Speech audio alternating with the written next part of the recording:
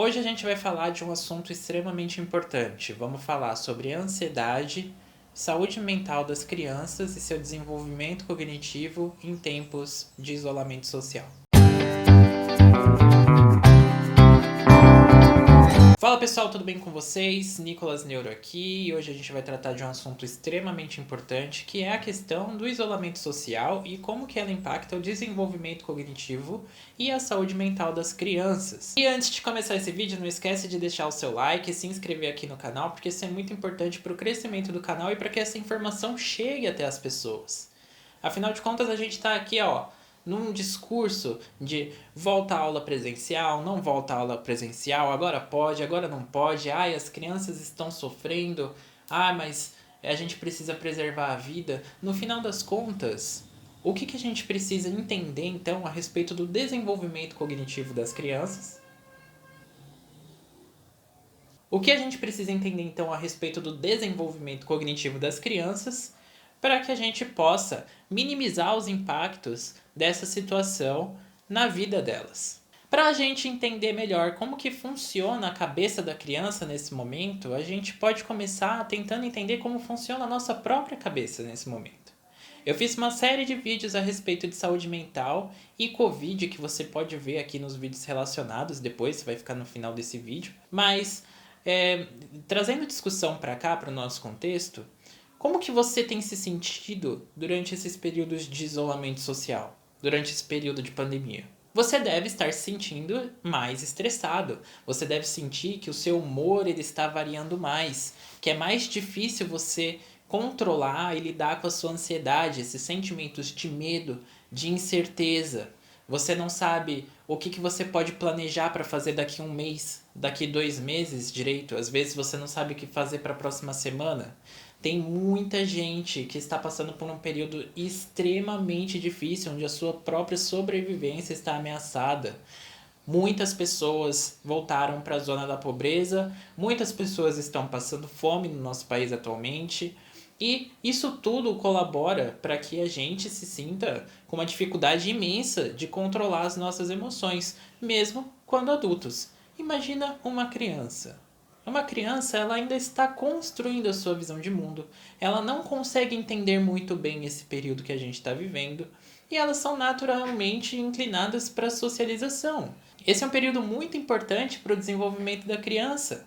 As crianças, elas precisam se socializar, sim, para que elas tenham suas habilidades cognitivas plenamente desenvolvidas. Por enquanto, vamos nos ater a essa questão emocional. Uma das regiões do cérebro extremamente fundamental para o nosso controle emocional e o controle das nossas vontades e o controle da forma como a gente se comporta e reage socialmente é chamada de córtex pré-frontal, uma região do cérebro que fica aqui próximo da nossa testa, aqui logo atrás da nossa testa. Essa região, ela demora bastante tempo na vida do indivíduo para se desenvolver por completo. É uma das regiões que se desenvolve por último e inclusive é aquela que marca a gente como uma espécie distinta das outras na natureza. Tudo isso que a gente faz de diferente dos outros animais está associado com o fato de que a proporção do nosso cérebro de córtex pré-frontal em relação a outras espécies, né, em relação ao tamanho do corpo, ao tamanho do cérebro, é muito maior.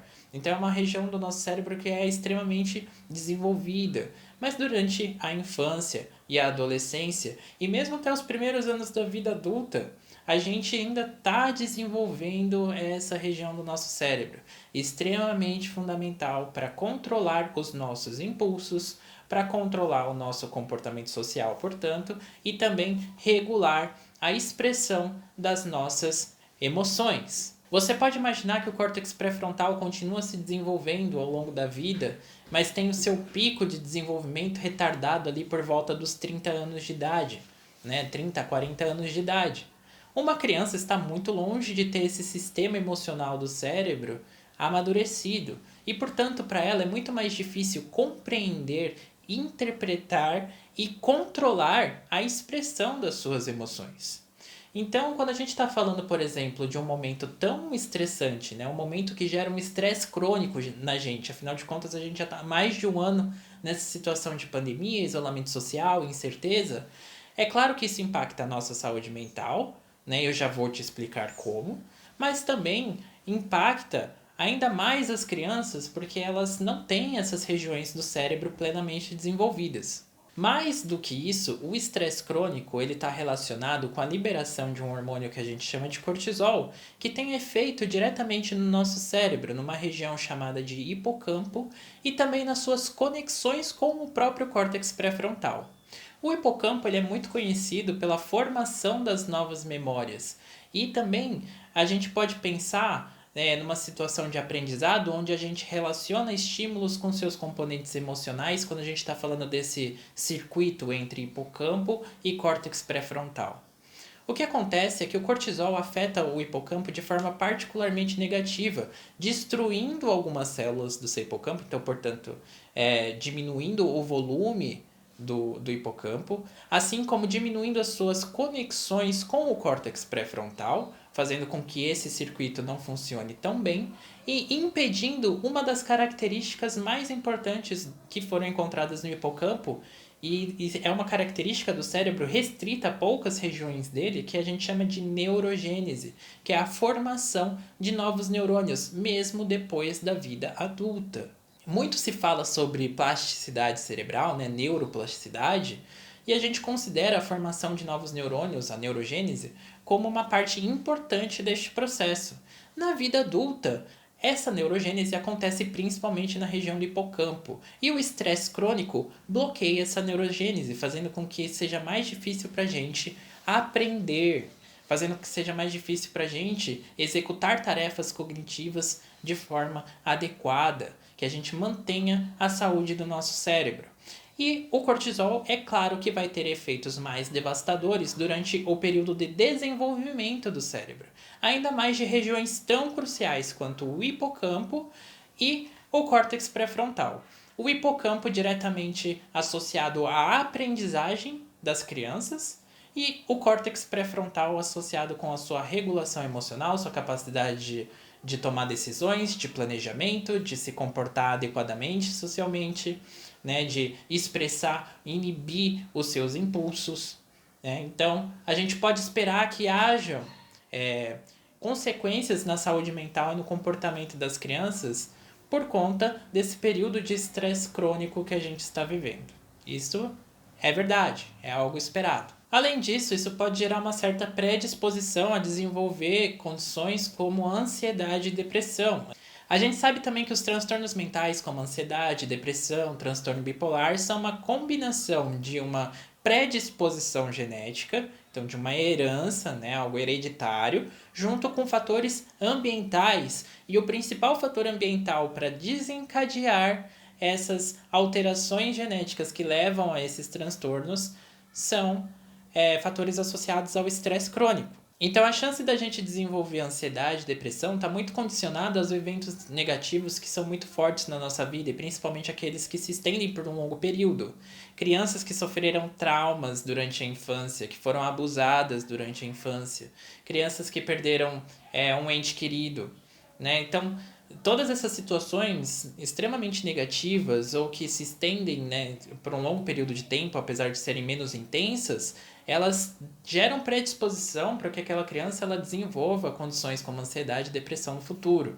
E as crianças são mais sensíveis a isso do que os adultos, afinal de contas, elas têm menos condição de entender as suas próprias emoções, elas têm menos recursos cognitivos para entender o que elas estão passando, para entender as origens disso, né? É muito difícil você colocar na cabeça da criança que ela está se sentindo de determinada forma por causa do momento que a gente está vivendo, mas para o adulto isso já fica mais fácil de compreender, falar, poxa, eu estou agindo de forma diferente, eu estou sentindo que é mais difícil controlar o meu humor, mas tudo bem, a gente está vivendo um período de pandemia, sabe? É esperado que esse tipo de coisa aconteça. E como é que isso então vai se manifestar na vida da criança, no comportamento da criança? A criança ela vai começar a expressar determinados sentimentos da forma como ela pode. Quando a gente está estressado, a gente tem basicamente 3 formas de lidar com o estresse, que são automáticas do nosso cérebro, que já vêm com a gente e que fazem com que a gente seja capaz de expressar as nossas emoções desde muito cedo na vida. A gente tem a luta, a fuga e o congelamento. Então essas são as 3 principais estratégias que o cérebro dispõe para lidar com o estresse. na natureza. Para os seres humanos, isso é um pouco diferente, né? Afinal de contas, a gente tem alguns mecanismos um pouco mais refinados para lidar com esse tipo de situação. E o estresse acaba se manifestando na forma de luta através de um comportamento irritadiço, agressivo. A fuga se manifesta através de uma ansiedade, de um sentimento de querer se movimentar, de querer sair daquela situação. Enquanto o congelamento é aquela sensação de desamparo, aquela necessidade de ficar parado, de ficar isolado, de ficar recluso, de ficar que chora, né? Aquela pessoa que chora. Então a criança ela pode manifestar que ela está vivendo um estresse crônico como? Através de mudanças no seu comportamento que indiquem que ela está mais agressiva, que ela está mais inquieta e que ela está um tanto desamparada, que ela está desesperançosa. Então você vê tristeza nessa criança. Então é dessa forma que você vai conseguir observar que a saúde mental da tua criança, né, do teu filho, da tua filha, dos seus alunos, ela está sendo impactada negativamente pelo período de isolamento social. E tá bom, agora que você sabe identificar que existe uma diferença de comportamento nessa criança, o que você, enquanto pai, enquanto mãe, enquanto responsável, professor, enfim, o que é que você pode fazer a respeito disso? Porque tudo isso que eu falei até agora pode ser interpretado como se eu tivesse a opinião, no sentido de falar, então a gente precisa voltar com as aulas presenciais o quanto antes, essas crianças elas precisam estar lá socializando, elas precisam estar no ambiente escolar, e é isso. Gente, preservar a vida, desculpa, é mais importante nesse momento do que colocar as crianças dentro de uma sala de aula. O que eu acho que deve ser feito é repensar as relações familiares. Estar próximo dessa criança, porque o que é mais importante para o desenvolvimento de uma criança, o desenvolvimento cognitivo dela, não é ela estar numa sala de aula adquirindo conhecimento científico, conhecimento de matemática, português, enfim, isso é secundário. O que é mais importante, inclusive prediz o sucesso acadêmico das crianças, ou o sucesso escolar das crianças, é que elas entrem no ambiente escolar já com capacidades melhores daquilo que a gente chama de controle executivo dentro do cérebro. E eu vou fazer uma live essa semana, inclusive, sobre esse assunto, então vocês fiquem ligados, tá? Quando a gente está falando de controle executivo, a gente está falando da nossa capacidade de monitorar os nossos aspectos cognitivos. É a gente conseguir fazer tarefas do tipo planejamento, do tipo detectar erros no nosso comportamento, a gente saber identificar quais são as normas sociais, como que a gente deve se portar em uma determinada situação. Então, esse controle executivo, né, essa melhor capacidade de monitorar as suas funções cognitivas, ela pode ser incentivada, né, ela pode ser treinada com as crianças. E isso vai separar no futuro, né, quando as crianças voltarem às aulas, aquelas que vão ter maior sucesso daquelas que tiverem menor sucesso. Então, enquanto pais, enquanto mães, é importante que você esteja preocupado ou preocupada com o desenvolvimento das funções executivas. Se você quer saber mais detalhes a respeito do que você pode fazer para incentivar o desenvolvimento do teu filho, da tua filha, em relação a esse período difícil de aprendizagem, vocês podem se inscrever, inclusive, no meu curso de neuroeducação, que o link vai ficar aqui na descrição deste vídeo, onde eu vou dar muitos detalhes a respeito disso. Aqui eu não consigo abarcar todos os assuntos, mas eu vou trazer ainda assim a dica ouro, assim, a dica chave para você agora, para que você possa lidar da melhor forma possível com essa situação. Se tratando do sucesso dos seus filhos, dessa criança, em lidar com esse momento e fazer com que ela tenha uma saúde melhor no futuro, ao mesmo tempo que um desempenho escolar, portanto, um desempenho melhor na vida adulta mais tarde, o que eu posso dizer para você é: mantenha um ambiente que seja rico em estimulação e ao mesmo tempo que seja acolhedor. O principal fator que faz com que as crianças tenham um pobre desenvolvimento cognitivo são as situações de estresse crônico que elas vivenciam no dia a dia. Existem muitos lares onde você vivencia uma situação de violência, de agressividade, que podem ser, inclusive, muito incendiados, digamos assim, ou que essa situação de isolamento social pode servir de gatilho para muitas situações. Afinal de contas, é mais difícil manter as contas pagas em dia, é mais difícil você estar presente o tempo inteiro com o seu parceiro, com a sua parceira, isso pode gerar atritos, e tudo isso é observado pelas crianças, internalizado por elas, mesmo que de maneira inconsciente, e acaba gerando estresse nessa criança, né? Porque ela não sabe lidar com essa situação de violência perto dela, de agressividade perto dela. Aí você fala, tá, isso é normal de todo casal, às vezes, não sei o que, mas não é normal para aquela criança ainda. Ela não tem referência disso e são os pais que vão criar referência nela nisso. Então, estimular um ambiente acolhedor para essa criança, né, que pode ser um desafio, constituindo que as pessoas muitas vezes estão trabalhando quando estão trabalhando dentro de casa. Então, dar atenção para essas crianças acaba se tornando algo mais difícil, é extremamente essencial. Afinal de contas, aquela criança é um serzinho que ela precisa de você. Ela precisa de você não só naquele momento, mas tudo que você faz hoje é uma sementinha que você planta para o desenvolvimento pleno da cognição e, claro, da forma como essas crianças vão ter saúde emocional no futuro. Então, um ambiente rico em estimulação, um ambiente afetuoso, um ambiente de acolhimento é a principal forma que você tem nesse momento de fazer com que a sua criança ela se sinta melhor, que ela se desenvolva melhor no futuro.